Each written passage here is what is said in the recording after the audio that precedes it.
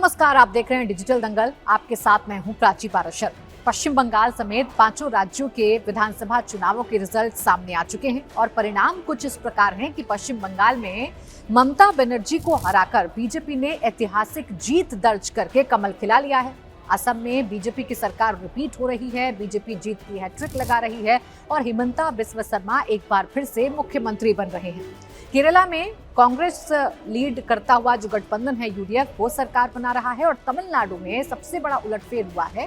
TV के सबसे बड़ी पार्टी बनकर उभरी है। एक्टर विजय की पार्टी सबसे बड़ी पार्टी बनकर उभरी है। 108 सीटें टीवी के को मिली हैं, 10 सीटें बहुमत से टीवी के दूर है। पुडुचेरी में एनडीए की सरकार वापसी कर रही है। तो इन 5 राज्यों का स्कोर 3-2 है। बीजेपी 3 राज्यों में सरकार बना रही है और विपक्ष की अगर बात करें तो सिर्फ केरला को अगर छोड़ दें तो विपक्ष की बड़ी बड़ी सरकारें या विपक्ष के बड़े बड़े जो शासन थे, जो कुर्सियां थी, वो पूरी तरीके से हिल चुकी हैं। डीएमके की सत्ता से विदाई हो चुकी है। स्टालिन खुद अपना चुनाव हार चुके हैं। ममता बनर्जी भी पश्चिम बंगाल का चुनाव नहीं हारी, बल्कि अपने गढ़ में, अपने घर में ममता बनर्जी चुनाव हार गई हैं। शुवेंदु अधिकारी ने एक बार फिर से वही करके दिखाया जो 2021 में शुवेंदु ने किया था। उस वक्त अपने घर नंदीग्राम में हराया था और इस चुनाव में शुवेंदु अधिकारी ने ममता को ममता के घर भवानीपुर में 15,000 वोटों से हराया है। लेकिन इस हार पर ममता बनर्जी आखिरकार बौखलाई हुई क्यों है? इस हार पर तरह तरह के बहाने आखिर क्यों ढूंढे जा रहे हैं? ममता बनर्जी क्यों मानने को तैयार नहीं है कि पश्चिम बंगाल का जनादेश उनके साथ नहीं है? ममता बनर्जी ये क्यों नहीं समझ पा रही हैं कि इस बार जनता ने डर को नहीं बल्कि विश्वास को चुना है, भय को नहीं भरोसे को चुना है। ममता बनर्जी अभी भी लगातार ये कह रही हैं कि मैं हारी नहीं हूं, मुझे हराया गया है। ममता बनर्जी जब कल चुनावी परिणाम आ रहे थे और भवानीपुर में हार उनको सामने दिख रही थी, अचानक से भवानीपुर के काउंटिंग सेंटर से बाहर निकलती हैं और बड़े एग्रेशन के साथ कहती हैं कि यहाँ चुनाव आयोग गड़बड़ी कर रहा है।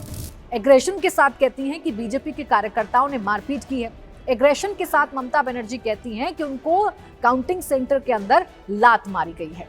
कल ममता बनर्जी ने कहा, समझ में आ रहा था, हार सामने दिख रही थी। 15 साल बंगाल पर राज करने के बाद ममता बनर्जी को हार का सामना करना पड़ेगा और इतनी बुरी हार का सामना करना पड़ेगा, शायद ममता बनर्जी ने सोचा नहीं था, इसलिए बहाने पहले से ही ढूंढे जा रहे थे। आज भी ममता बनर्जी ने जो प्रेस कॉन्फ्रेंस की है, उसमें भी ममता बनर्जी ने यही कहा है कि 100 सीटें लूट ली गई, बीजेपी ने 100 सीटें लूट ली हैं और बीजेपी दरअसल जीती नहीं है, उसे चुनाव आयोग ने जिताया है। ममता बनर्जी कह रही है मैं हारी नहीं हूं, मुझे हराया गया है। भवानीपुर का एग्जाम्पल ले रही हैं और कह रही हैं कि भवानीपुर में आखिरी राउंड में आते आते गड़बड़ी की गई और मुझे चुनाव हरा दिया गया। लेकिन क्या वाकई ऐसा है? अगर पश्चिम बंगाल में इलेक्शन कमीशन ने बीजेपी के कहने पर या बीजेपी के इशारे पर काम किया तो तमिलनाडु में क्यों नहीं किया? केरला में क्यों नहीं किया? तमिलनाडु में चुनाव आयोग अगर बीजेपी के इशारे पर काम कर रहा था तो AIADMK जो एनडीए गठबंधन है, बीजेपी लेड गठबंधन है, आखिर वो चुनाव क्यों नहीं जीता? या केरला में एलडीएफ और यूडीएफ को छोड़कर बीजेपी अपनी मौजूदगी दर्ज करा रही है तो बीजेपी चुनाव क्यों नहीं जीती? सिर्फ 3 सीटों पर बीजेपी क्यों सिमट कर रह गई? बीजेपी का ग्राफ क्यों नहीं बढ़ा? ये वो तमाम सवाल हैं जो 5 राज्यों से आए विधानसभा चुनावों के नतीजों के बाद खड़े हो जाते हैं कि जहां विपक्ष के नेताओं को जीत मिलती है वहां सब कुछ ठीक रहता है, लेकिन जैसे ही हार का सामना करना पड़ता है, बजाय इसके कि इसका आंकलन करें, जनता के मूड को समझें, अपनी गलतियों को सुधारने की कोशिश करें, सिर्फ और सिर्फ सिस्टम पर ठीकरा फोड़ना शुरू कर देते हैं। और क्या यही वजह है कि भारतीय जनता पार्टी पूरे देश में अगर 7 राज्यों को छोड़ दें तो हर जगह भगवा की लहर ला चुकी है? अब ममता बनर्जी के आरोपों पर या इंडिया अलायंस के आरोपों पर बात करूं उससे पहले कुछ ट्वीट्स हैं, कुछ बयान हैं जो मैं आपको दिखाना चाह रही हूं।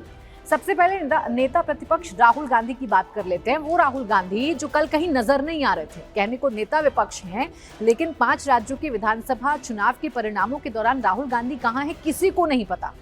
और सिर्फ परिणामों के दौरान ही क्या कहूँ, पश्चिम बंगाल में राहुल गांधी ने कोई रैली नहीं की, 1-2 बार गए हैं बस, लेकिन जिस तरीके से पश्चिम बंगाल में मेहनत करनी चाहिए थी राहुल गांधी को नहीं की। इस बार कांग्रेस ने खाता जरूर खोला है, लेकिन वोट शेयर कांग्रेस का गिर गया है पश्चिम बंगाल में। इस बार पश्चिम बंगाल में 2 सीटें जीती हैं कांग्रेस ने, लेकिन अधीर रंजन चौधरी जो बड़े नेता हैं कांग्रेस के पश्चिम बंगाल में, वो चुनाव हार गए हैं बहरामपुर से। फरक्का की एक सीट जरूर जीत ली है जो मुस्लिम डोमिनेट वाली सीट है। और एक और पैटर्न है, विपक्ष के जो नेता जीते हैं वो मुस्लिम लीडर ज्यादा जीते हैं। खैर, राहुल गांधी ने जो कहा पहले वो आपको बताती हूँ। कह रहे हैं Assam and Bengal are clear cases of the election being stolen by the BJP with the support of the EC. क्या कह रहे हैं नेता विपक्ष राहुल गांधी कि असम और बंगाल का चुनाव साफ बताता है, साफ ये इंडिकेशन देता है कि चुनावों को बीजेपी ने चुरा लिया है इलेक्शन कमीशन के सपोर्ट से।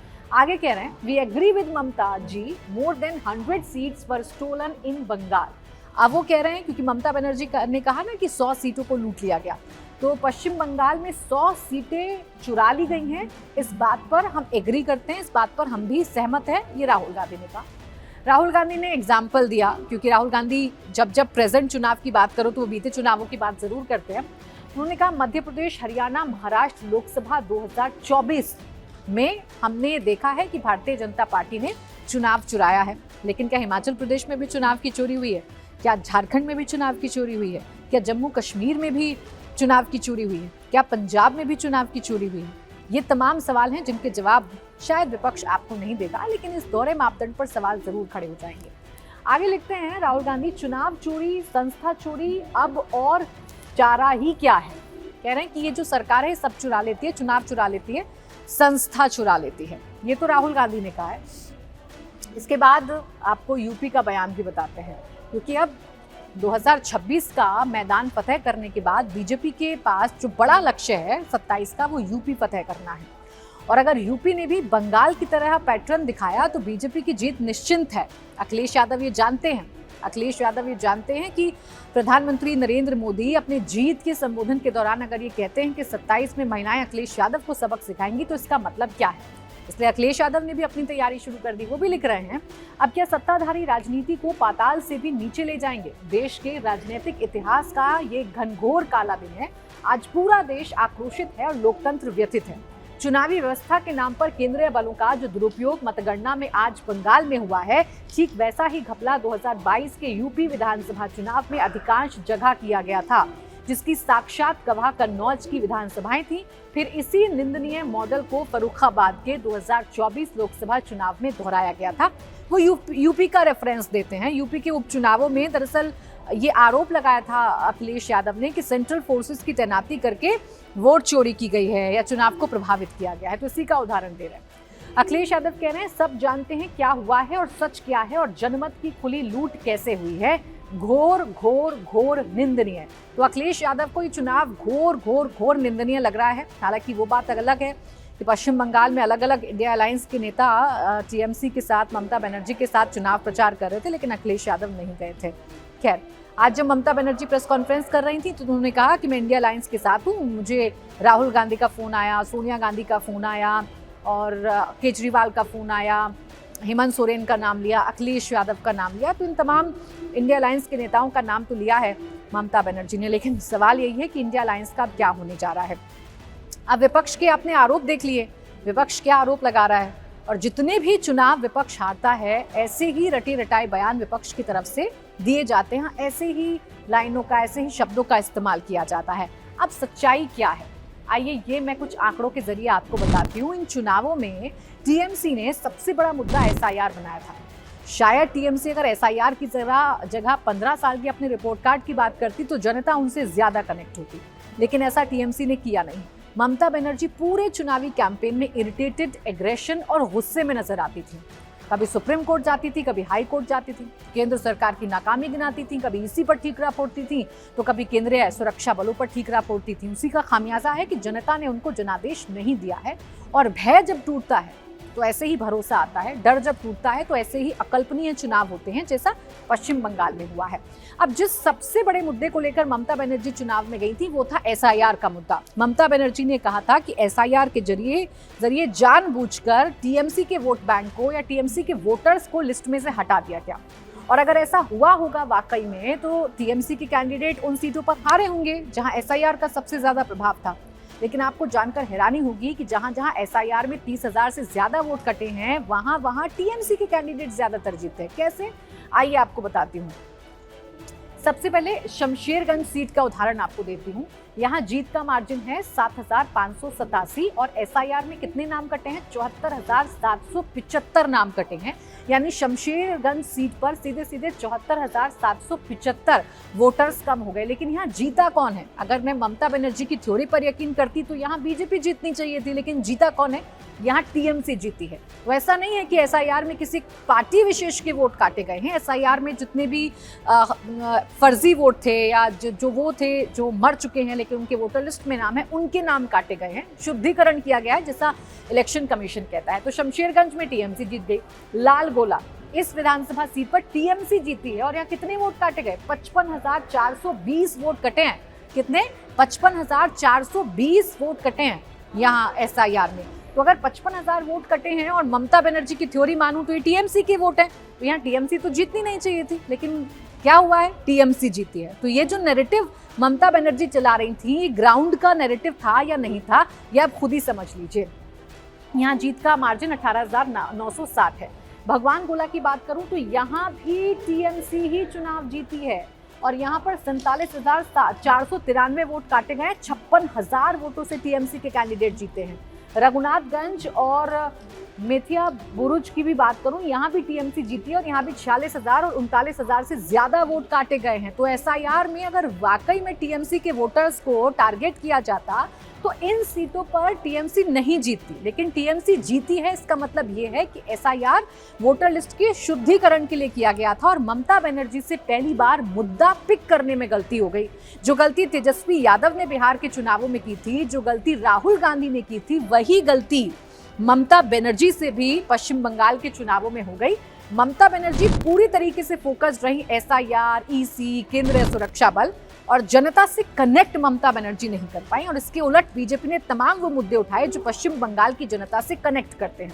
प्रधानमंत्री की झालमुड़ी खाने को कई लोगों ने ड्रामा बताया, कई लोगों ने नाटक बताया, लेकिन उससे बंगाल को कनेक्ट करने की कोशिश प्रधानमंत्री ने की थी। हुगली यात्रा की थी, शादी में पहुंच गए थे, व्लॉगिंग प्रधानमंत्री ने की थी। तो ये सब कुछ प्रधानमंत्री कर रहे थे ताकि बंगाल की जनता से कनेक्ट हो। लेकिन दीदी क्या कर रही थी? गुस्सा निकाल रही थी। अब वो सीटें बता देती हूँ जहां एसआईआर में 5,000 से कम कटे हैं नाम, वहां कौन जीता और कौन हारा है। ऐसी कुल 187 सीटें हैं। बीजेपी 119 सीट जीती है यहाँ पर और टीएमसी 65 सीट जीती है। कांग्रेस 2 सीटें जीती है और अदर्स के खाते में 1 सीट गई है। इस आंकड़े से भी समझा जा सकता है भाई वो सीट जहां नाम नहीं कटे हैं वहां पर बीजेपी ज्यादा सीटों पर चुनाव जीती है। इसके अलावा एसआईआर ने काटा नाम, जीत टीएमसी के नाम। ऐसी 20 सीटें हैं और इन 20 सीटों में से 13 पर टीएमसी जीती है, 7 पर कांग्रेस बीजेपी जीती है और 1 पर कांग्रेस भी जीती है। तो इससे अंदाजा लगाया जा सकता है ना कि एसआईआर मुद्दा नहीं था, एसआईआर जमीनी मुद्दा नहीं था। और वक्त रहते अगर टीएमसी इस मुद्दे को छोड़कर पश्चिम बंगाल की बात करती तो शायद आज परिणाम उलट होते। अब ये टैली देखिए, 2021 में वो बीजेपी जो 77 सीटें जीती थी, 2026 में 207 सीटें जीत गई। 130 सीटों का फायदा उसको हुआ। टीएमसी 215 जीती थी, वो 80 सीट पर सिमट गई, 135 सीटों का नुकसान हुआ। कांग्रेस ने खाता नहीं खोला था 21 में, लेकिन 2026 में 2 सीटें जीत गई। अन्य के खाते में 2021 में 2 सीटें गई थी, 2026 में 4 सीटें अन्य के खाते में गई हैं, 2 सीटों का फायदा हुआ है। यानी 2021 और 2026 का जो चुनाव है वो आप ऐसे कह सकते हैं कि बिल्कुल उलट हो गया है। उलट का मतलब ये कहूँ कि पूरी तरीके से जो चुनाव है वो रिवर्स हो गया है। जो 2021 में टीएमसी ने किया था वो 2026 में बीजेपी ने कर दिया है। ठीक वैसा ही है जब 2011 में ममता बनर्जी जब सत्ता में आई थी तो 2006 के चुनाव में लेफ्ट के खिलाफ लड़ रही थी, तो ममता बनर्जी ने अपनी मजबूती दर्ज की थी। और ऐसा लग नहीं रहा था कि 2011 में ममता बनर्जी चुनाव जीतेंगी, लेकिन 2011 में ममता बनर्जी चुनाव जीती। ऐसा ही बीजेपी ने किया। बीजेपी ने 2021 में 77 सीटें जीतकर अपनी मजबूती दर्ज कराई और फिर 5 साल तक ग्राउंड पर काम किया। बीजेपी का माइक्रो मैनेजमेंट, बीजेपी के बड़े बड़े नेता सुनील बंसल, भूपेंद्र यादव, ये ग्राउंड पर थे। और सोचिए, राजस्थान से टीम बुलाई गई, उन जगहों पर लोगों को तैनात किया गया जहां पर राजस्थानी वोटर्स ज्यादा हैं, ताकि राजस्थानियों से कनेक्ट हो सके। बीजेपी की सबसे बड़ी चुनौती ये थी कि हमें डर खत्म करना है। बीजेपी ये जानती थी डर अगर खत्म हो जाए, लोगों के अंदर ये विश्वास आ जाए कि अगर आप वोट देंगे और आप टीएमसी के वोटर नहीं हैं, आप बाकी और किसी भी पार्टी को वोट दे रहे हैं, तो आपकी जान को खतरा नहीं है। इसी मुद्दे को बीजेपी ने बनाया और नतीजा ये है कि आज़ादी के बाद पहली बार बीजेपी की सरकार पश्चिम बंगाल में बनने जा रही है। अब सोचना विपक्ष को है कि वो हार की समीक्षा करेंगे या ऐसे ही सरकारी संस्थाओं पर अपना जो गुस्सा है वो निकालते रहेंगे। इसी के साथ डिजिटल दंगल में बस इतना ही।